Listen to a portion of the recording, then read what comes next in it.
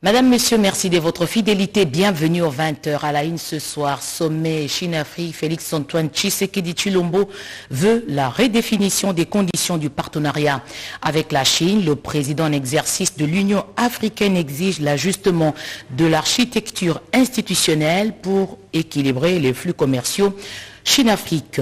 Arrivée du premier lot des poissons chinchards dits Piodi au port de Matadi au Congo central, c'est le résultat de l'accord signé entre le gouvernement congolais et la Namibie pour imposer le juste prix et inonder les marchés congolais.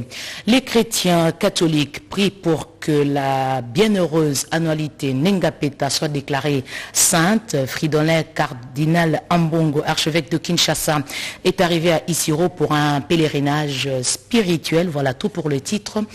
Bienvenue à toutes et à tous.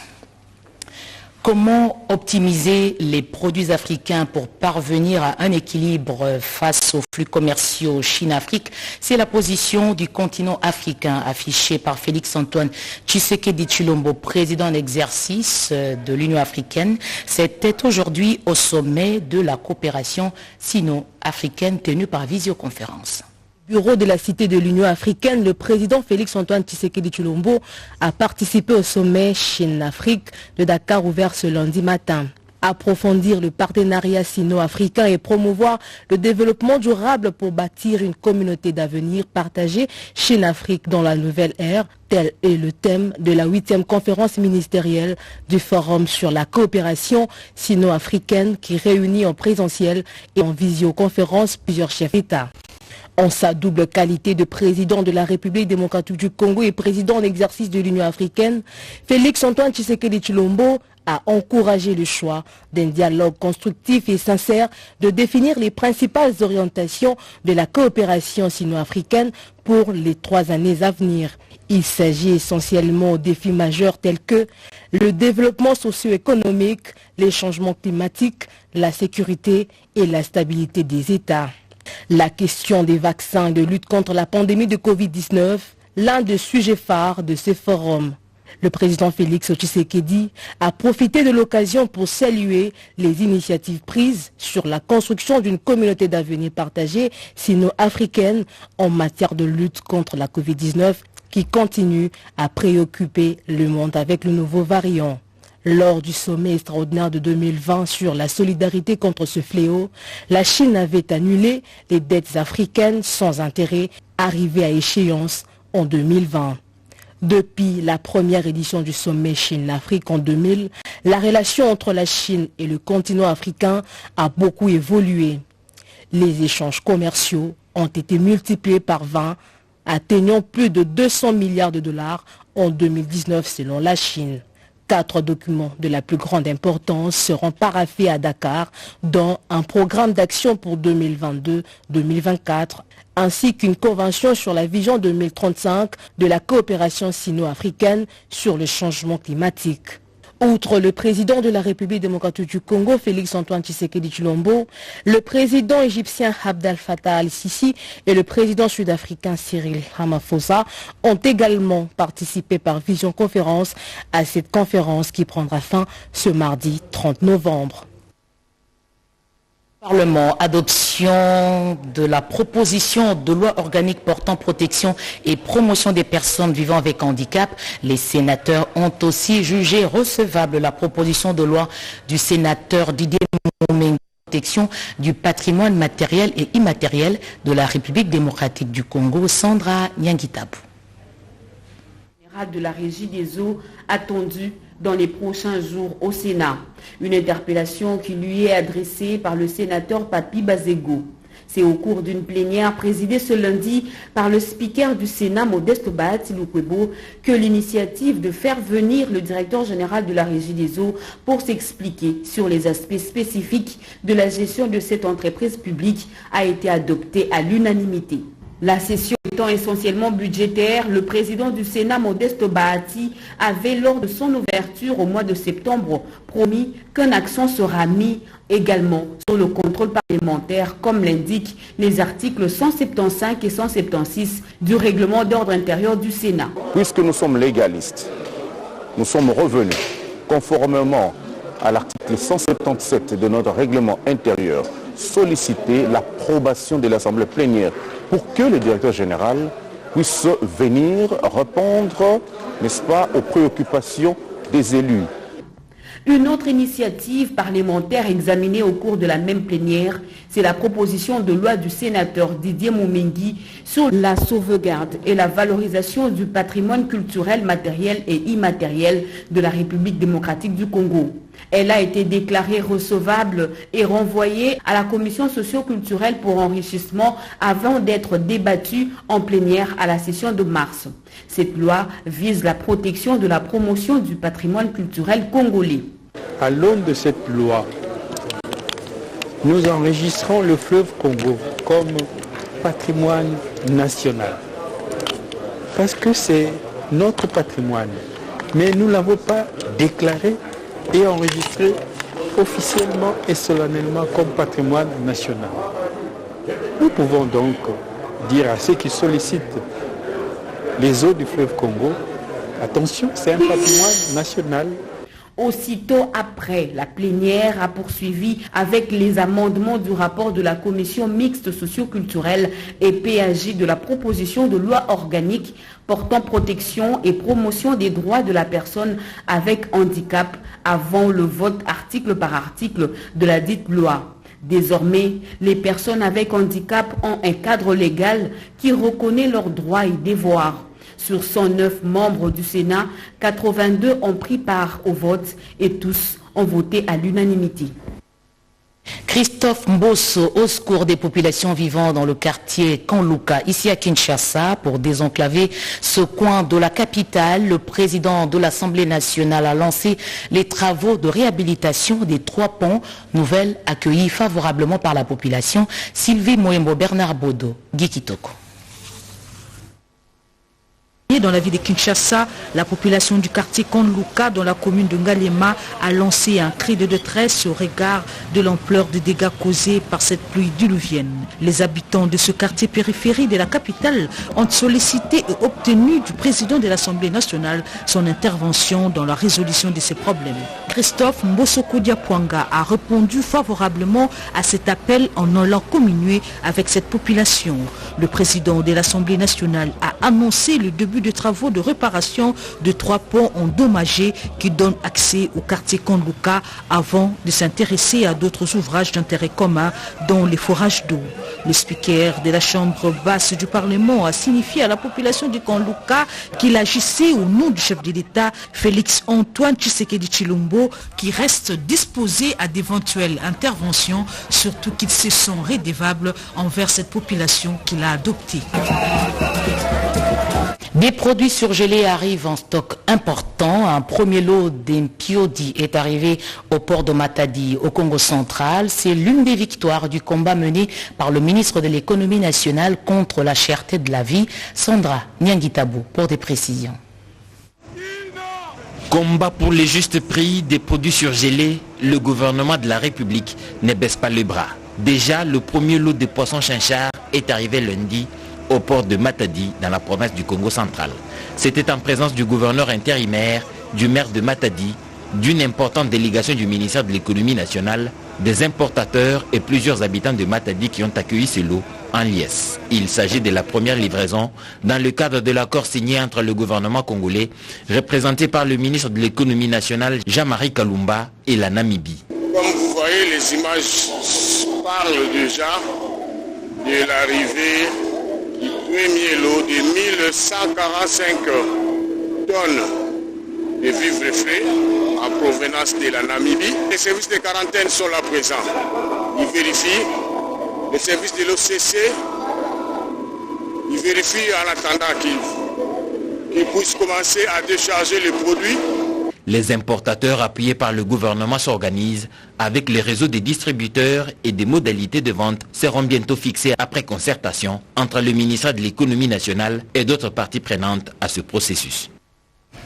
Autre chose, l'épouse du chef de l'État est arrivée à Bunia, en Ituri, province sous état de siège, comme à Kisangani et à Bunia, 2 étapes précédentes. Denise Nyakero Tshisekedi a fait l'objet d'un accueil chaleureux. Regardez. Autour de midi, que la première dame de la République atterrit à Buta, dans le Bas-Zwélé, en provenance de Kisangani. La notabilité du Bas-Zwélé, avec à sa tête la sénatrice Carole Aguito, a fait front commun avec le gouverneur de province, d'autres autorités administratives, politiques et militaires pour accueillir la première dame de la République. Le chef de l'État, le président Félix Antoine Tshisekedi Tshilombo, nous a beaucoup honorés en nous envoyant la première dame pour nous visiter. Quand elle vient, ça veut dire que lui aussi est là. Personnellement, je suis venue accueillir la première dame dans la province du Bas-Zwélé parce que c'est une première visite qu'elle effectue chez nous. Et ensuite, c'est aussi une première fois qu'une première dame va passer la nuit dans le Bas-Zwélé à Buta. Donc pour nous, on est très honorés. Le fait de nous avoir honorés, nous avions le devoir de l'accompagner pour sa mission, d'organiser son accueil et pour que ce soit une réussite. C'est une grande joie. Depuis que le Bas-Zwélé a été province, on n'a jamais accueilli une grande personnalité de marque comme ça.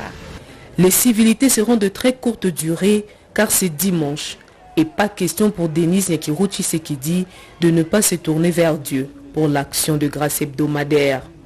Les plus heureux de tous sont les fidèles de la 14e communauté baptiste du Congo Nord qui célébraient les centenaires de leur communauté. La présence de l'épouse du chef de l'État a doublé la saveur de cette célébration. Le président de l'Église du Christ au Congo l'a bien mesuré. Surtout la joie est immense parce que non seulement l'Église fête, mais aussi l'épouse, la mère de la nation est parmi nous. Et donc, c'est comme on dit en anglais, overjoy. Donc la joie est immense. On ne peut pas exprimer ça en des paroles simples. Après le culte, le cortège a aussitôt pris la direction de l'hôpital général de référence de Buta. Comme à Kisangani et partout où elle est passée, la présidente de la fondation Denise Nyakeru Tshisekedi a ramené avec elle de quoi soutenir les efforts du personnel soignant dans la prise en charge des patients. Un Congo où les femmes sont autonomes et participent à l'essor économique du pays, c'est cette ambition que la première dame nourrit et la partage avec toutes les femmes qu'elle rencontre. Celles du marché à Guito étaient à l'honneur et ont reçu les encouragements de Denise Nyakeru Tshisekedi qui d'un air rassurant a partagé la satisfaction de rencontrer les battantes de premières heures qui nourrissent des familles avec une seule arme, le courage. Plusieurs autres couches de la population se sont donné rendez-vous au grand stade de la ville pour écouter la messagère du peuple.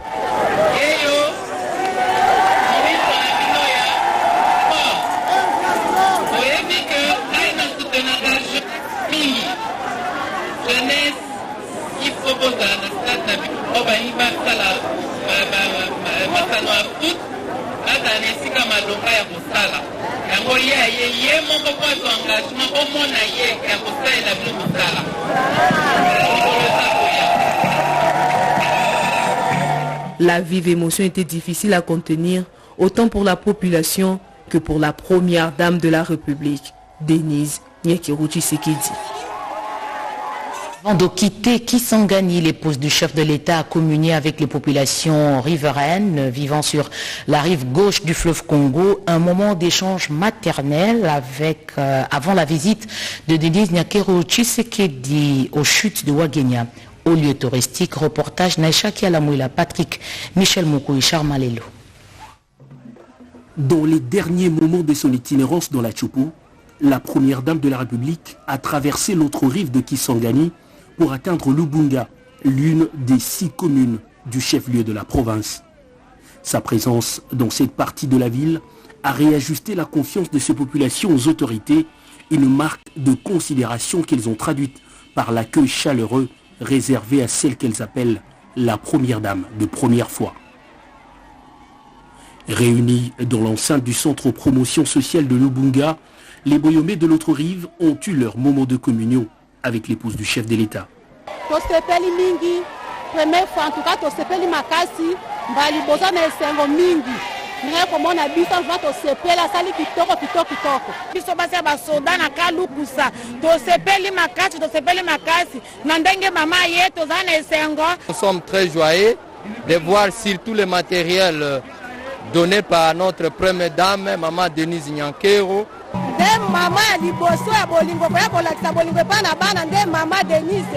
Séance tenante, la présidente de la fondation Denise Nyakeru Tshisekedi a remis du matériel essentiel à la formation et encadrement des jeunes de cette contrée.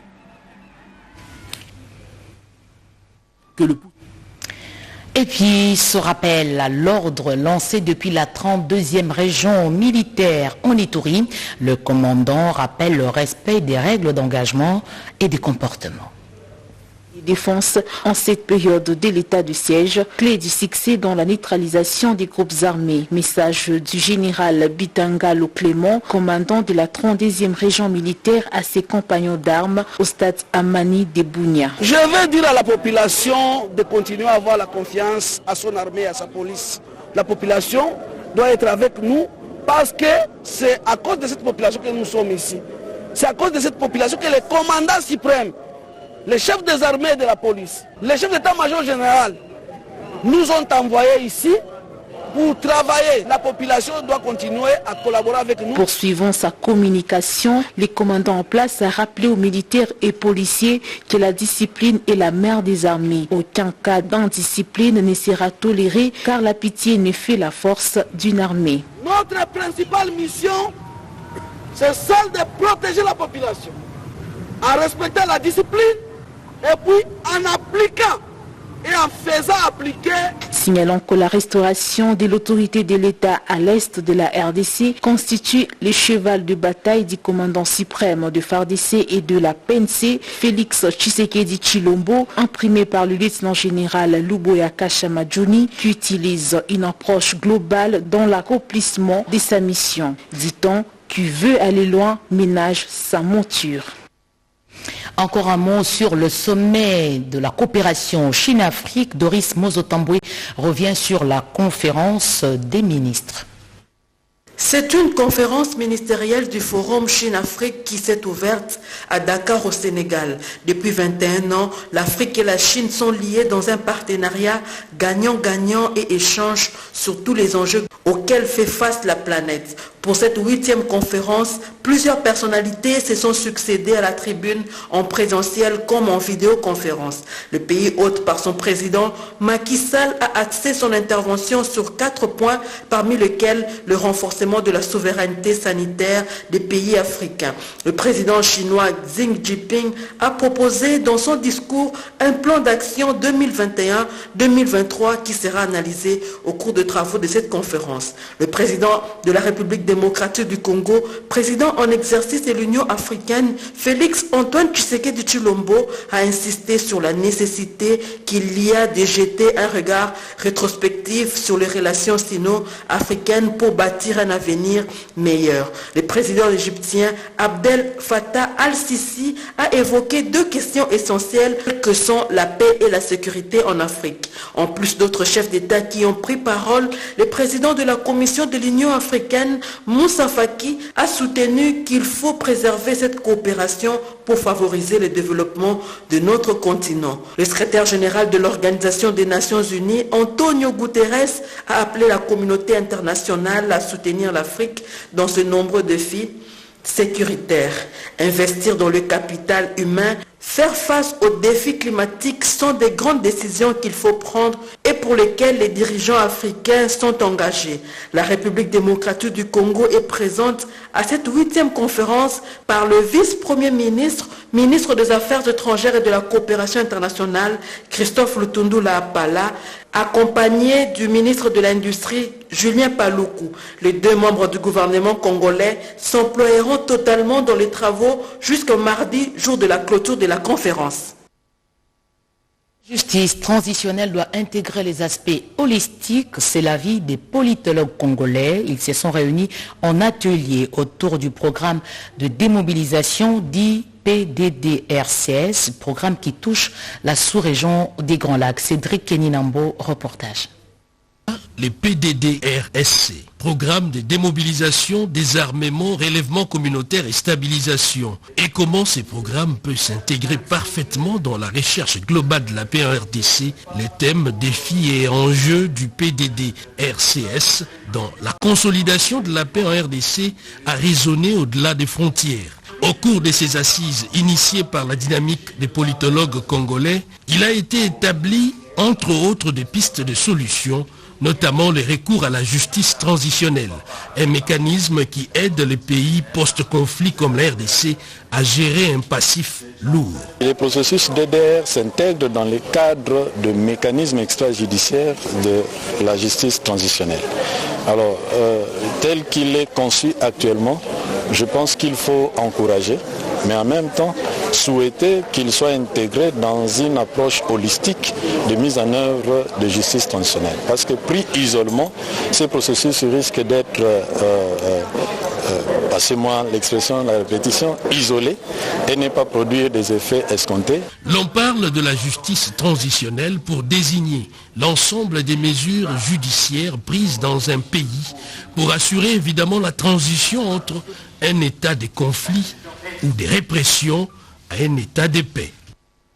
Du 25 au 28 novembre dernier, la RDC a pris part au Forum international sur l'audit diligenté par la conférence interafricaine de la prévoyance sociale. Retour sur les travaux de Lomé dans ce reportage signé Joseph Oscar Mbalkaïj. En ces jours de travail à Lomé au Togo, les délégués de la RDC à la CIPRES, conférence interafricaine de prévention sociale, ont au cours de ces forums apporté des éclaircissements sur la récente mission d'audit général effectuée au mois de février 2020. La délégation congolaise, conduite par le secrétaire général à l'emploi, travail et prévention sociale, M. Massassou Lufutu, aux côtés duquel s'est trouvée la présidente du conseil d'administration de la CNSS, Mme Joséphine Chimbi Umba, et le directeur général intérimaire de la caisse, le docteur Jean-Simon Foutikiakou. Nous sommes venus à la maison pour pouvoir apporter quelques éclaircissements qui étaient nécessaires dans la compréhension des conclusions de résultats de l'audit qui a été réalisé. C'était une première, mais une très belle expérience parce que nous étions en face de nous des personnes, des personnalités qui étaient vraiment disposées à nous écouter et à écouter ce que nous avions apporté comme éclaircissement par rapport à cet audit. Et je pense que ça va beaucoup nous aider et booster ce que nous avons comme objectif à atteindre au niveau de la caisse. Ces travaux organisés du 25 au 28 novembre 2021 ont constitué un motif de satisfaction pour Jean-Simon Foutikia. À notre arrivée, nous avons eu à avoir deux éléments, des outils de travail, notamment le rapport de la mission d'audit de la CIPRES, mais aussi celui de l'Inspection générale des finances, tenir compte des observations et de la CIPRES et de l'audit de l'Inspection générale des finances. Parmi les missions de la CIPRES figurent les contrôles et la surveillance de gestion des organismes de sécurité des pays membres. Rapprochement des hommes d'affaires kenyans et congolais, les deux parties se retrouvent à Kinshasa, mais aussi dans deux autres villes de la République démocratique du Congo. Une rencontre dans le cadre de la foire commerciale. Avant l'ouverture des travaux, l'ambassadeur du Kenya, accrédité en République démocratique du Congo, a visité les stands d'exposition Rodépanda. Commercial RDC Kenya se tient du 29 novembre au 14 décembre 2021. Ouverte dans la capitale Kinshasa, cette foire est organisée par les deux gouvernements du Kenya et celui de la RDC avec l'appui de la plateforme de la mission commerciale kenyane. Elle va se poursuivre dans trois autres villes du pays, à savoir Lubumbashi, Goma et Mbujimaï. Et Equity Bank en est le sponsor. L'ambassadeur kenyan en RDC, le docteur Georges Massafou, a effectué ce dimanche 28 novembre 2021 une visite d'inspection sur les sites d'exposition pour s'imprégner de l'évolution des travaux. We have come to inspect the preparedness. Nous sommes venus ici pour inspecter le lieu prévu pour l'exposition et nous voulons nous rassurer du niveau de préparation pour que tout soit prêt pour l'exposition qui doit avoir lieu à partir de mardi. L'ambassade du Kenya va avoir son stand ici pour que nous puissions être en mesure de donner des informations à tous les exposants et les visiteurs. Nous allons parler des services que nous fournissons et nous voulons bien aider les hommes d'affaires pour répondre à toutes les questions qu'ils vont devoir poser. Il faut se rappeler que notre président Uhuru Kenyatta et le président RDC Félix Tshisekedi, ils nous ont demandé que nous puissions avoir cette exposition et pour que nous puissions rapprocher nos hommes d'affaires. Nous invitons tout le monde à venir pour venir voir un peu le genre de partenariat que nous allons avoir entre le RDC et le Kenya. Le président de ce pays vient pour venir officiellement lancer ou ouvrir cette exposition. C'est un grand honneur. C'était un grand honneur. Il faut noter que c'est une mission qui est sponsorisée par Equity Bank. C'est une banque qui a investi ici. Voilà pourquoi cette banque encourage les hommes d'affaires du Kenya de venir également investir ici en RDC. Pour la toute première fois, ce forum des chefs commerciaux est organisé en RDC par la volonté de deux chefs d'État, Félix Antoine Tshisekedi Tshilombo et Uhuru Kenyatta. La RDC sera bientôt dotée d'une nouvelle politique nationale de l'aménagement du territoire. En ce moment, Lubumbashi accueille les travaux d'élaboration de la dite politique, travaux lancés par le ministre de tutelle Guy Luando. Arrivé à Lubumbashi depuis dimanche soir en provenance de Kinshasa, le ministre d'État en charge de l'aménagement du territoire, Maître Guy Luando Mboyo, a procédé ce lundi 29 novembre 2021 dans la salle de la mairie de la ville de Lubumbashi au lancement de la campagne de vulgarisation et de mise en œuvre de la politique nationale d'aménagement du territoire. Ce, en présence notamment du gouverneur du Haut-Katanga, Jacques Kabula Katwe. Cette brève cérémonie a connu de temps forts, à savoir le lancement de la campagne de vulgarisation proprement dite et de la mise en œuvre de la PNAT. L'atelier qui s'ouvre ce jour a comme objectif principal de permettre à la province du Haut-Katanga de s'approprier les résultats de la réforme d'aménagement du territoire et surtout de mettre en œuvre la politique nationale d'aménagement du territoire, répondre aux attentes du gouvernement et de la population en rapport avec l'affectation, l'occupation et l'utilisation des espaces, des ressources naturelles du sol et du sous-sol, ainsi que assurer le développement durable de toute la province et le milieu périurbain de nos grandes villes. À cette occasion, Jacques Kabula Katwe a affirmé que cette campagne est plus qu'une nécessité car elle contribue à la vision de développement de la province qui vise à acquérir des terres pour les activités agricoles. Fin de la série de proclamations des lauréats du concours de plan d'affaires COPA au Congo central. Les villes de Matadi et de Lubumbashi alignent 182 jeunes entrepreneurs bénéficiaires d'appui, bénéficiaires du prix organisé par le projet d'appui au développement des micro, petites et moyennes entreprises en collaboration avec le gouvernement congolais. Reportage de Mireille Ndeke Silouvundi depuis Matadi rendu par Emmanuel la commissaire. Dernier à Kinshasa, la tournée de proclamation solennelle des résultats et présentation des lauréats du concours de plan d'affaires pour les jeunes entrepreneurs et porteurs de projets vient de boucler la boucle à Matadi dans le Congo central. 182 jeunes entrepreneurs viennent de bénéficier d'une subvention importante comme fonds de démarrage et de croissance de leur PME. La cérémonie qui nous réunit ce jour est l'aboutissement d'un processus de candidature qui ont cru au projet d'appui au développement des micro, petites et moyennes entreprises en vue de les former sur différentes thématiques indispensables pour les préparer au succès qui les attend demain dans le monde de l'entrepreneuriat. Le consortium Deloitte en charge du jury a procédé à une sélection rude en partant des quelques critères d'éligibilité parmi lesquels l'âge variant de 18 à 35 ans, l'enregistrement d'une PME depuis plus ou moins 2 ans, œuvrant dans l'une des 4 provinces pilotes du projet et la présentation d'un plan d'affaires pertinent. Dans sa mission régalienne d'accompagner et de promouvoir les PME, le ministère de l'entrepreneuriat, par le biais de son conseiller en charge de l'entrepreneuriat, Popol Biabia, s'est réjoui de la matérialisation de ce projet qui fait de l'entrepreneuriat congolais un créneau de développement pour l'émergence d'une classe moyenne en RDC. Les heureux du jour n'ont pas caché leur satisfaction et leur reconnaissance face au gouvernement de la République sous l'impulsion du chef de l'État pour cet accompagnement. Publication obligatoire des contrats liés à l'exploitation de ressources naturelles en République démocratique du Congo. C'est la conclusion à laquelle sont parvenues les parties prenantes à l'atelier organisé par l'ITE. Les détails, Peggy Mukunda.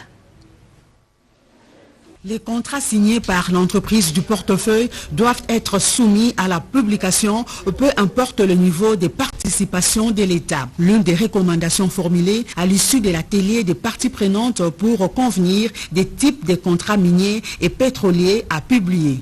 Nous nous sommes convenus que tous les contrats impactant les ressources naturelles doivent être publiés à tous les niveaux.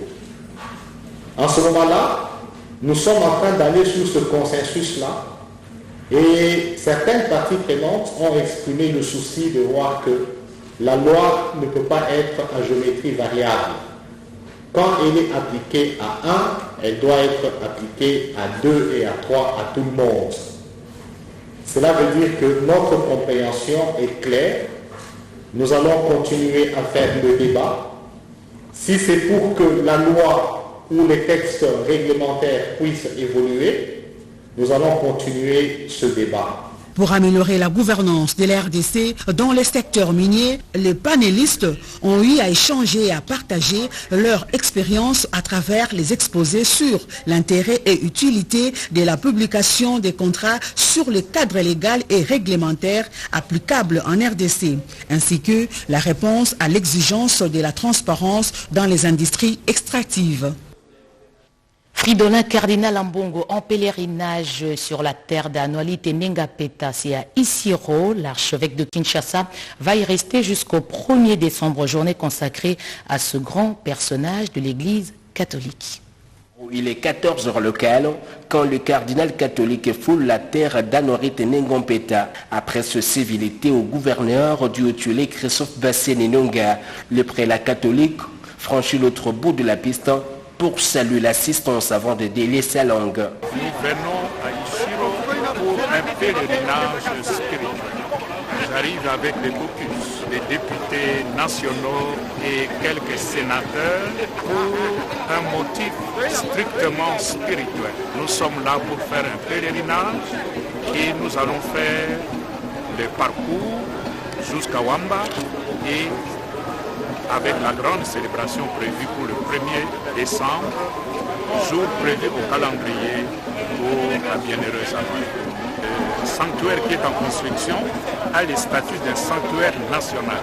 Mon souhait, c'est que mon passage ici puisse donner un coup d'accélérateur à ce processus. Au-delà de la construction d'un bâtiment, c'est aussi notre souhait que la bienheureuse Anoalit soit proclamée sainte.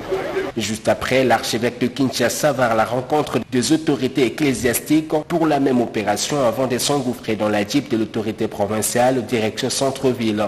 Ici, dans la cathédrale Sainte-Thérèse de l'Enfant Jésus, Fridolin Ambongo est accueilli par plusieurs centaines de fidèles avant de s'incliner devant la tombe d'Anorit et Nengampeta pour recueillement. Culture pour terminer, Rochero Taboulay, 8 ans après son départ, en hommage à ce grand géant de la musique congolaise. Une conférence a été organisée à Brazzaville sur sa vie et son œuvre. Des témoignages des enfants biologiques de Taboulay ont été religieusement suivis, mais aussi quelques pas de danse de la rumba. Lisette Mujinga Mutombo.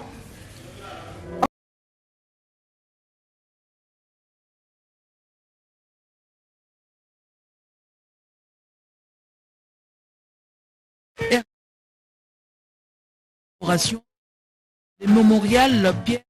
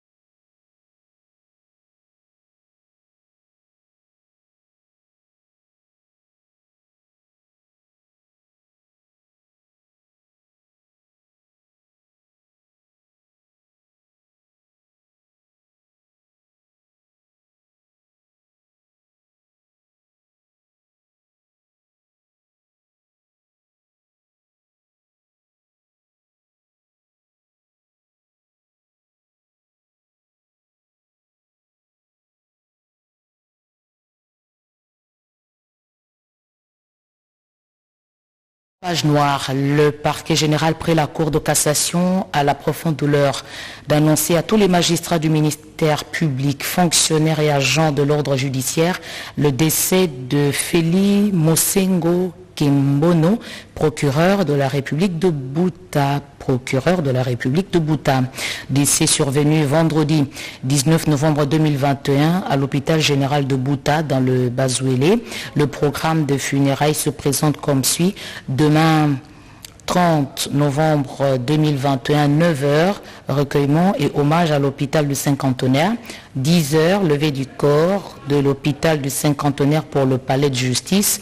Audience solennelle, départ pour le cimetière Nécropole 2 et enterrement. Ce communiqué tient lieu de faire part, c'est signé le protocole. Madame, Messieurs, ce journal est terminé. Merci de l'avoir suivi à travers le monde. Nous dédions cette édition d'information à Mireille Ndeke, si nous vous dit notre consoeur qui souffle aujourd'hui sur une bougie de plus santé de fer à toi. L'actualité revient à 23h. Getty Omatuku à la présentation. Bon début de semaine à toutes et à tous. À demain 20h.